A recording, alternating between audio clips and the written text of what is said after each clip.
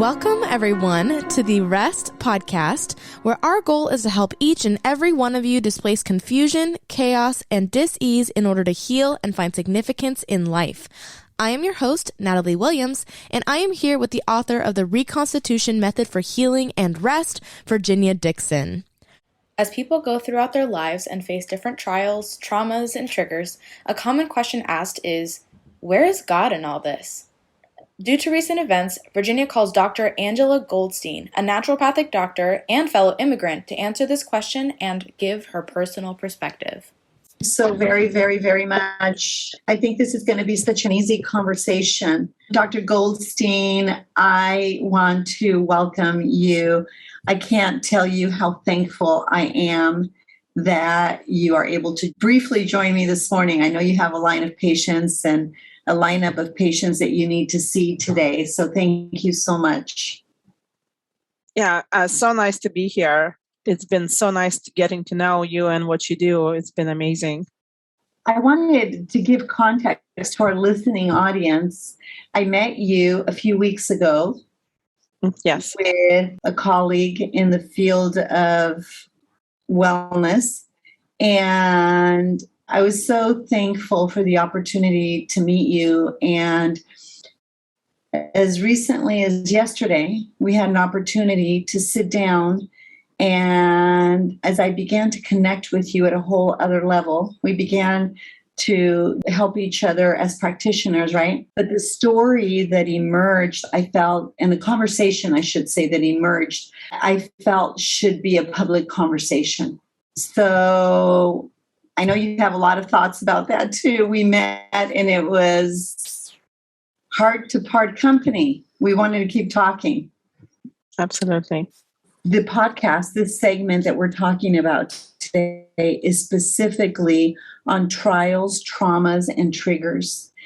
And given the state of affairs, and I might add the global state of affairs, and of course the national state of affairs, and the confusion, chaos, and dis-ease that we find ourselves in, not only nationally, but internationally as well, I think merits a conversation about what we share in our common humanity. So I wanted everybody to hear a little bit about your story, especially given the atrocities that we're watching and that we're listening to, and just the voice of children, of mothers, of families, of men, of politicians, of celebrities in the Ukraine, and their hunger and their desire to maintain their sovereignty and more expediently their lives. Mm-hmm. And it struck me on so many levels because I'm an immigrant and I've mentioned that a number of times. And I often say how we left a country in political turmoil to come to one experiencing a civil war of values. And after our conversation yesterday, I wanted people to hear your perspective. Not only are you from that region of the world, but you are a specific heritage, nationality, and all that. So I wanted you to talk to our listening audience about the trials, pretty much, of your life. Well, thank you for having me. It's been wonderful meeting you. I've been kind of praying and hoping of meeting someone like you, just for myself and for my patients, because I think what you do is so important, especially I think in our world that is so confused and people are not rooted in who they are. So I think what you do is so amazing. And looking at generational trials and tribulations, I think is going to be so important for so many people. And now it kind of came to the front of what's going on in Ukraine with Russia. And it's interesting, it's horrifying to see what's going on, but it's history repeating itself and the struggles that people thought they left behind many years ago in the World War II, which was so horrifying when the Ukraine was invaded very similarly, more aggressively than now, and how people struggle and they had to escape. My own family had to escape Ukraine, and when they were little kids, they had to escape with their parents and siblings. And so we all thought we left it all behind. It's never going to happen again. World War history will never happen again. We'll live in peace. And all these people in Ukraine thought they were living in peace. They going on about their days, and all of a sudden they got invaded. And I think for a while they didn't believe it. I think they were in denial. Something really interesting, how history does repeat itself when we don't learn the lessons from history. Right. And it's something really interesting. Ukraine was invaded in similar fashion in World War II, and your family, and it was more aggressive, it was more violent, and your family bore the weight of that. And here it is, in your lifetime, in your mother's lifetime, it's happening again. Exactly. Tell everyone a little bit of you and who you are, where you were born, and your heritage, so they have context. So I was born and raised in Russia. My parents are from Ukraine. They lived there for generations. Their families lived there for generations, experiencing all the trials and tribulations. And my family is Jewish, and so am I. Grew up in Russia, went to nursing school there, was a nurse, was enamored with conventional medicine, and just through different events that happened in my life, came to naturopathic medicine, where, I embrace a person as a whole. And that's why what you do, Virginia, really fits with what I do, because I really want to address mind, spirit, and body. And I think you're the missing piece that I've been looking for. So, well, first of all, one of the things that I found most compelling, here you are on the other side of the world, and you're such a sister. We share this common humanity, right? This spirit through the soul in our body. But what's central is what I call the universal and primary law of nature, which is life. Mm-hmm. The desire to preserve and sustain life. And even in the midst of what used to be the USSR that became Russia, I want you to talk about what it was like for a minute, talk about trials and tribulations under which you were educated, but talk about what the system was like for a Russian Jew.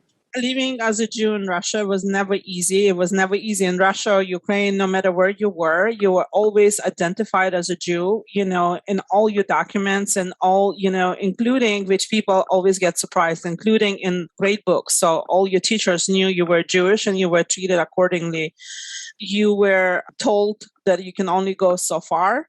There was only quotas for universities and colleges and certain jobs, how many Jews they were willing to take on. You were denied certain opportunities, So for me, I was in nursing school, I was telling you, where there was exchange program with a nursing school in Germany. I was all ready to go until the last minute. They told me, yes, sorry, you can't go. And I said, why not? He says, why not? You're a Jew. You can't go. And it wasn't because it was Germany. It was because, they didn't want Jews to have extra opportunities or potentially escaping. I don't know why they wanted to keep us. They couldn't get rid of us fast enough. So when the opportunity came to my family to leave, we did, and so did many other Jews. But a lot of Jews, stayed back in Ukraine, and I've been in contact with the synagogue that I go to, and they're in contact with, it's called Chabad's, or the Orthodox organizations that help Jewish communities in Ukraine. And so they've been in contact with them. I've watched interviews of how they, getting along, and how much they're trying to help Jewish people escape, because again, in particular, even so, all of Ukraine suffers, but Jewish people singled out as somebody who doesn't need help. So they need to have somebody else advocate for them. And these organizations, these Chabads all over the world, help to advocate for Jewish people and help to bring them out. When did this, can you give us context in terms of what year were you studying? Was the discrimination? What year were these transactions? Right. So it was in the 80s. So I was in nursing school in the 80s. We left Russia in 1991, 3 weeks before the Soviet Union fell apart.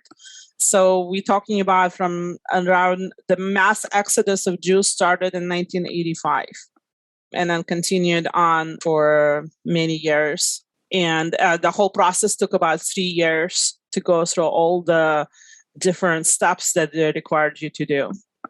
So it wasn't easy. Wow. Now, Yeah. your father worked for the government. Everybody works for the government. Everybody worked for the government, right? There was no private enterprise. There was no private enterprise. There was no religion, so it was all. You know what was interesting, Dr. Goldstein, that after you left yesterday, and late in the evening, I was driving home and relived so much of my childhood during the course of our conversation.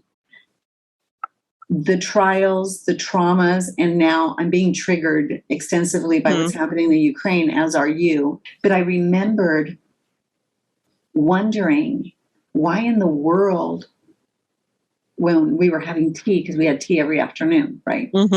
And the conversation was always around religion and politics, right? Religion, politics, and family occupied most of my family's conversations. And I'll never forget, during the course of a conversation, this topic coming up about a family member, about a relative, about a neighbor, about a friend or something. No, pero él trabaja para el gobierno. No, trabaja para el gobierno.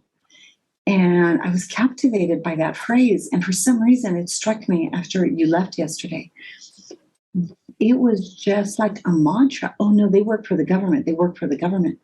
And that was perplexing to me because I was very young, but there was so much free enterprise among my family, among my relatives.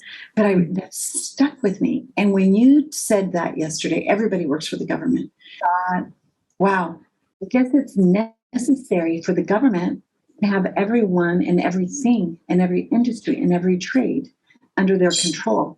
I specifically remember them taking over the media, controlling the information. And I remember television would only be on for a certain amount of hours a day. And then they were scheduled blackouts. And they began to control people by the resources that they had access to. People eventually worked for the government because they undermined free enterprise. And I think I often say that the enduring voices of a generation speak to the triumph of the human spirit. I found your story so compelling because in the midst of all of that, and in spite of all of that, and your father's disillusionment with the government, which I'd like you to address and what happened, but it's the enduring voices of generation that speak to a triumph of the human spirit, and you represent that. And as a matter of fact, I think I'm going to start something on the podcast where I honor people like you, and I recognize the sacrifice that your father and your mother made to bring you here, and the contribution you're making to my life and my patients and my clients, by the way, as well. And hopefully the one I can make to you, because here it is. It is the hand of God ruling and overruling in the affairs of men and nations. Absolutely. Isn't it? And it's the sovereignty of God. And I think, although we're talking about trials and traumas and triggers, I don't want people to miss that this isn't just about political systems.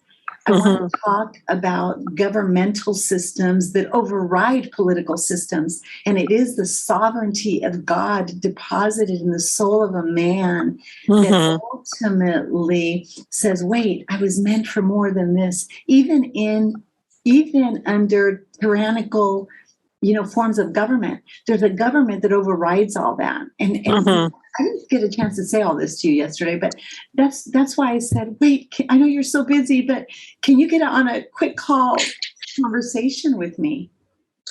And I think you're making too much, or did you get what I meant? No, I got it. I think you're making a very good point, about where's God in all of this, because if you think about Jewish people and other people going through Holocaust and World War II, it was extremely traumatic, and it would cause crisis of faith in anybody. I mean, even if they didn't experience it so dramatically, even if they were in the periphery. And I think, especially because 6 million Jewish people died in the Holocaust, and you would think, why would people continue to remain Jewish? Where's God in all of this, right?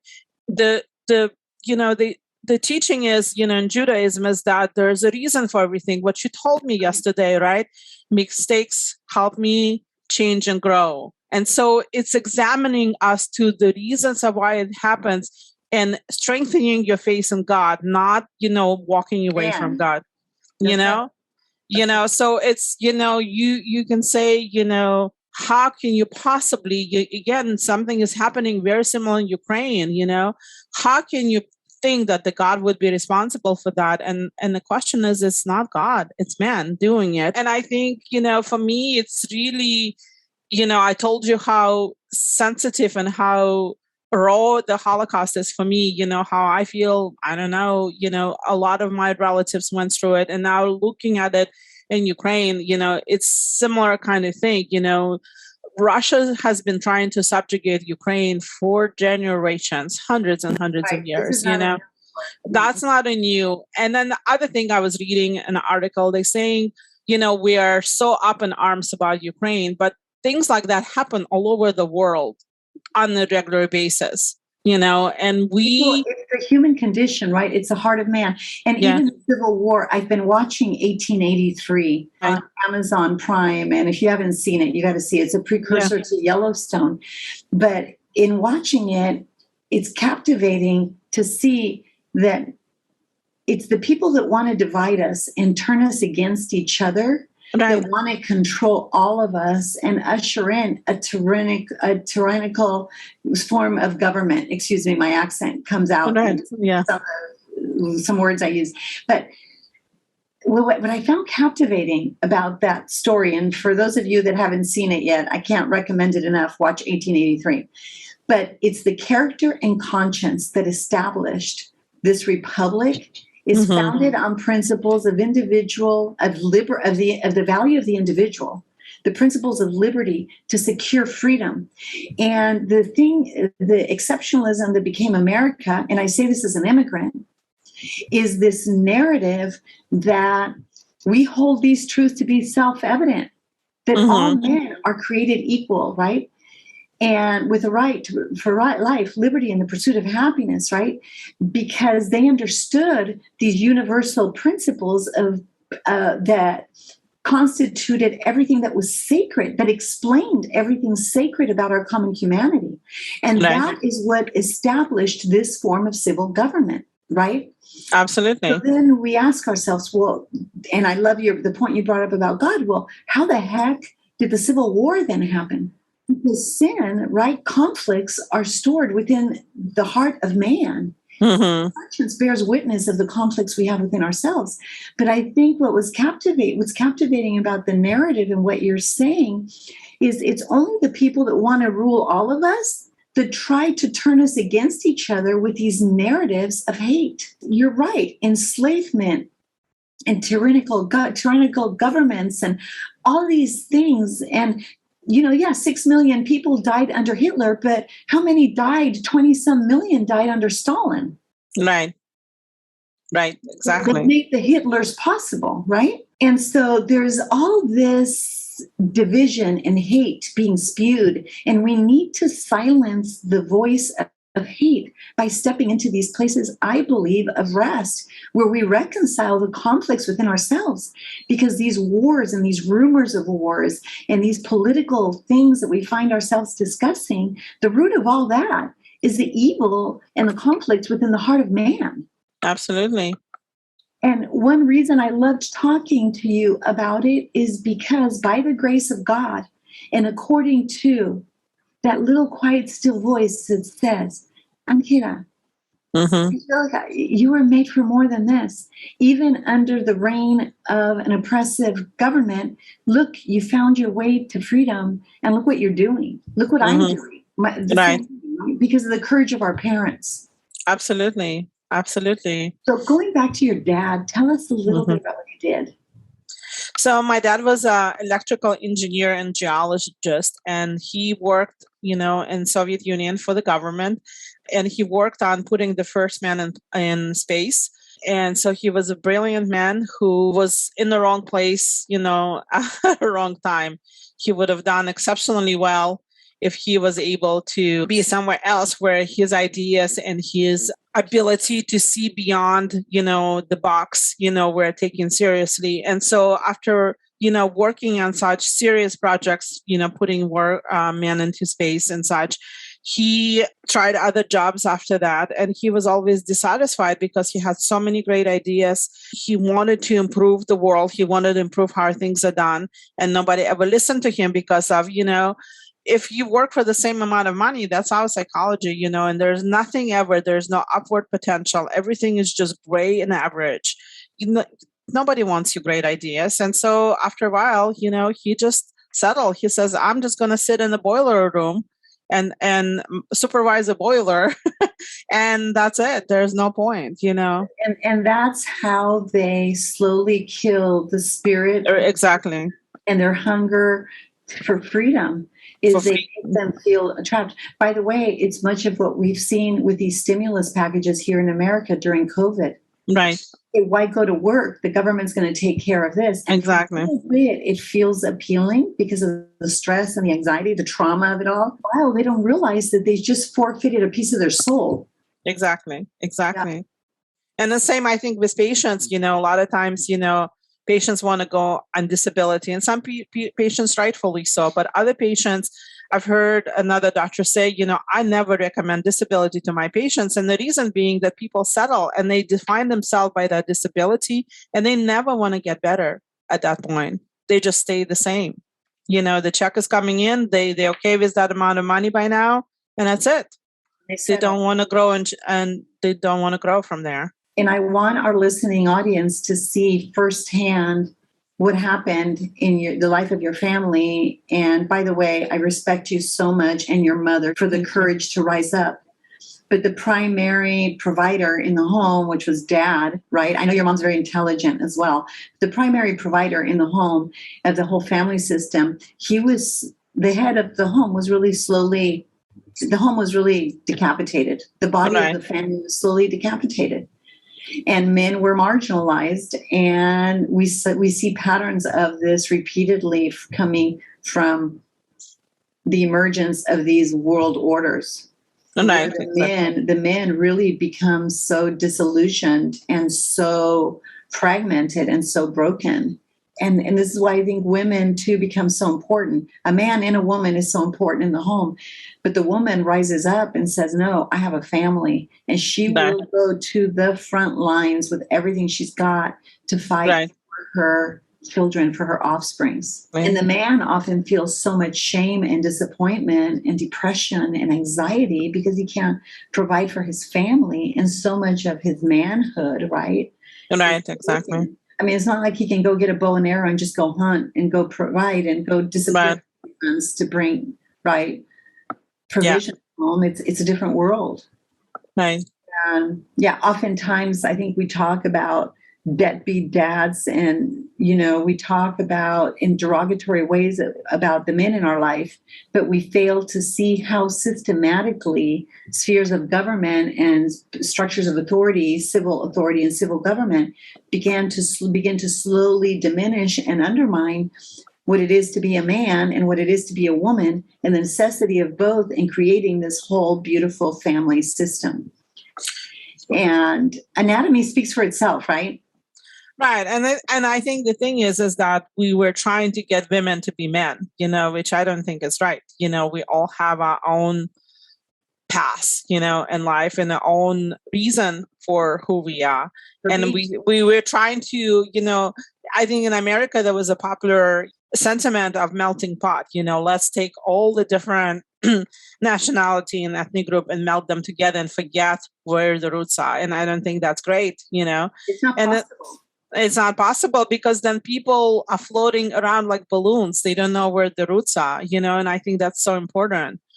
And the same floating around like balloons, but they're trying to get all these balloons of different ethnicities and backgrounds and nationalities to destroy each other. Right. If they can get us to destroy each other, then they have power. Always give of power and authority for safety and security, and we see an emergence of that. Your father, basically during that crazy time, slowly shut down. He gave up. Yeah, he gave up. And mom, and God bless him, because we can love the mannishness and man, and we can love because the same. We deal with the same afflictions, right? We got to fight the same. Exactly. But I do want to honor the courage of your mom who brought you to America. How old were you? I was 19. 19. Yeah. And then what was the difference between living in Russia as a Jew and coming to America as a Jew? Well, as I was telling you, I was a nurse and with aspirations to become a doctor, to go to medical school in Russia, and realizing that in order for me to go to medical school, my mom would have to find some kind of large sum of money to give a bribe in order for me to go. And for Jewish people, it was twice the amount. Everybody had to give a bribe, but as a Jew, we had to get double. And, my mom being the only provider for the family, it would be nearly impossible. So it would likely be nearly impossible for me to go to medical school there, even so that was my whole life's dream. So when we came here, it was not at all impossible. Yes, there were obstacles. Yes, it was hard, but it was not impossible. And that's, I think, one of the biggest difference. And I hope and I think, nobody looked at my, last name, Goldstein, and said, oh, she's a Jewish girl, she can't go to medical school. Where in Russia, that was a definite, it was not a possibility. It was a definite type of thing, I am so thankful that providentially you ended up in the United States of America, because I can't think of a more relevant voice and a more relevant story than what you're sharing with us today. This was not planned, actually. Okay. It was just something we both jumped into, and I said, hey, okay. We'll have a conversation about this. What compelled me is that I always want to give people hope. And I want people to understand the function of being intentional and deliberate about stepping into a place of rest. Your mother stepped into a place of rest, relational, emotional, and spiritual truth. And she examined the foundations that shaped her life. The life of her heart, what her philosophy was, what's true and what's not about God is and God isn't. The role of her relationships and the decisions she'd made and how it impacted her and your family. The meaning of these images that she had to continuously frame with truth that controlled much of her central nervous system. I always talk about that memories are stored in the brain, and memories are stored in images, right? Can you imagine how she had to reconcile those things? And then the value of her story. She had to really decide, is this going to be the story? Will this be the final chapter of our lives?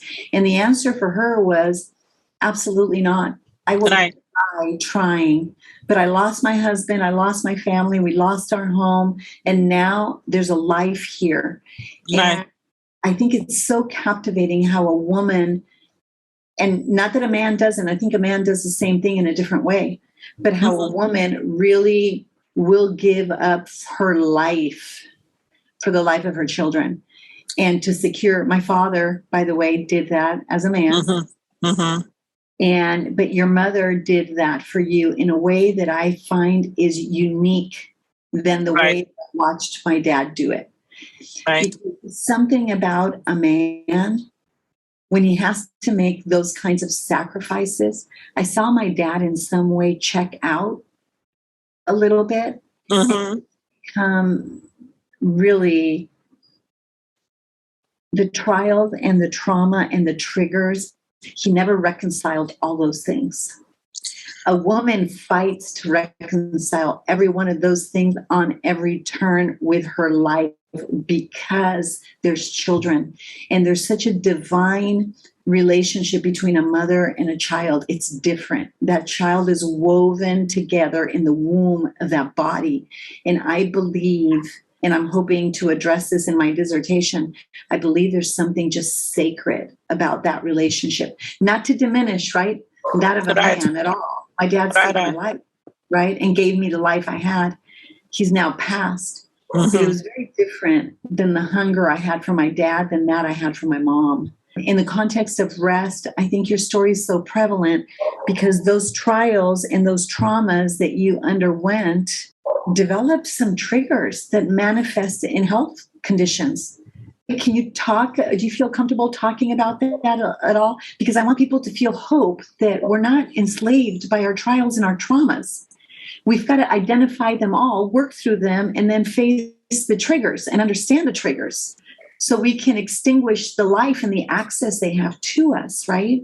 You were talking about my mom and her like this desire to protect and save, so she always was worried about me. She was always trying to protect, every mother wants to put a little cushion so when the child falls, they don't hurt themselves. We all don't want our children to suffer and hurt, right? I have 2 children. I don't want them to suffer and hurt. I want to put a cushion down, but still understanding the challenges make us grow. We still don't want them to suffer that much. And so I think for me, the way that my mom was trying to protect me and cushion me, for me, it resulted in, having a weight issue that I've dealt with all my life. And, trying to kind of, that's why I came to you, Tram. I'm like, okay, how can we, unpack that? Is kind of the way I think about it, how we unpack it. And, and I think it comes from generations before me, how all these women went through all these trauma and how they were trying to cushion it for their children so children would not have to suffer. So it trickled all the way down, and for me, like I said, it manifested as the weight issue that I've been dealing with. And I always think about like, okay, where's the silver lining to all of this, and I think one of it is like, I have much more compassion for other women who going through the same thing. And yet I do want to find an answer to like, how do you unpack it? It's a different story for different individual, but I think we're all connected, that we have generations of trauma, no matter what your ethnic background is and where you came from. We just have that desire from a mother to cushion and protect, and it manifests in all these different ways. We're going to address this, and I'd like to have you back to speak about the trials, the traumas, the triggers. We're addressing that to some extent now. I know it's a little wild how we're talking about it, but right. Yeah, but you know what? We're going to address it in the context of health in the next segment. Mm-hmm. And neither of us have time to do that today, but I would like to invite you back for Mother's Day. Sure. Because not only am I going to help you, not only am I 100% certain we're going to crack this nut, but I know what we have to do. I understand why we have to do it. I understand what we have to do. And I have a general understanding of how. And between what I always say, R.E.S.T is about the philosophy and the theology of how the soul works through the brain and the body. Mm-hmm. So my limited knowledge and understanding of that, which I've worked with that for many years, developing that. But between that and the background you have, both because of the trials, the traumas, and the triggers, and and we'll add the medical degree at the end. That's going to uniquely equip you to have this discussion with me. Right. I just have to say, I just love you. I love you. I am so thankful God brought you in my life. I feel the same way. I've been hoping and praying for somebody like you to come into my life. I'm like, okay, I don't have this vacuum that I needed to feel with, somebody like you who cares, who, genuinely loves people, who really wants to change the world, and I think it's so important. We are lacking that. We were talking about, these balloons floating around and how from that, the lack of self-esteem, these balloons have people who don't have roots. I think what you're doing is the answer, bringing these people down to earth and having the roots and having the beautiful trees grow from that, That's a great analogy. We're all in this together. Right. And it's what is sacred about our human condition, I think, that we need to cling to, and we need to learn how to love each other in ways that perhaps we couldn't understand. We have so much technology. You and I have so much fun talking about things we can use. They're like toys to us. Right. Because we can unlock the secrets in the body and the spirit and the soul and the mind and see a blueprint of the brain. We can see these things and go to our patients and our clients immediately and say, look, your body is speaking to you so clearly. Right. It's amazing. And we have to embrace this emerging movement, I think, of liberty to secure freedom, because I think it's global. And I think it's totally global. It is totally global. And I don't know how we're going to do it, but absolutely. I believe the world was changed 2022 years ago. Mm-hmm. And I believe we have the privilege of coming together by the grace of God and having meaningful conversations, because I believe women and men and children are going to get their hands on little messages like this that are produced just from pure conviction to say, wait a minute, I want to join them. Right. Yeah, because we will change the world. Just Absolutely. any closing words? Well, I was gonna bring, the truth, back, from what you were talking about, and how hard it is to cling to that truth in the era of propaganda, because we listen to our news station, and a lot of it is propaganda. I listened yesterday to the Russian TV station in Russian, because I wanted to see what they're saying, and then a lot of it is the same propaganda I heard when I was there in Soviet Union. They're saying the West is bad, they're trying to attack us, they're trying to invade us, and that propaganda. And how do you say true? How do you find truth in all of that, and how you then feel confident to raise your children in that truth, and keep it to yourself, because it's so hard with such a great propaganda that tends, the agenda of that is to change your brain, change your perception of things, change how you look at the world, that you are here all by yourself and there's nobody there protecting you and taking care of you. And the fact, that I'm thinking about, like, my mom who left. I mean, she had a really good job when we left Russia. I mean, she was the top female in her field, and she was making good money. We were comfortable and all of that. And she left it all behind and came here to nothing. She was nobody here.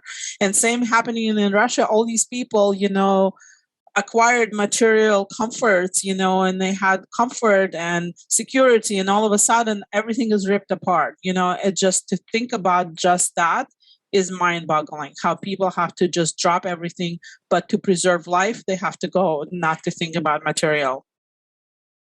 He is no fool who gives up what he cannot keep to gain what he cannot lose. Right. She gave up money. Right. She gained a legacy, an inheritance, and to sit here, both women, immigrants, whose parents had to do similar things, right, different circumstances. There was much more oppression where you were than what my father saw coming in Montevideo, Uruguay, than what my dad was actually living, but he saw coming. Right. Nevertheless, the sacrifices are immeasurable. They're immense. But I think it is a hug from God that I can be speaking to a Russian Jew who came under unbelievable circumstances now, when there's a lot of resentment, there's a lot of bitterness towards Russia. I want to make sure that people are very careful not to give up hope in what's sacred about our common humanity, and let's love each other in spite of our propensity to resent and to hate people of different nationalities. Because somebody is from Iran or Iraq doesn't make them a terrorist. Right. They're human beings. They're just people. Like They're people. They want a family. They want to love. And you worry. Let us worry and invest in stepping into these places of rest and authenticity with each other. And these political systems cannot withstand the power and the truth of what it is to love well, and not check our brains out at the door. Right. Right.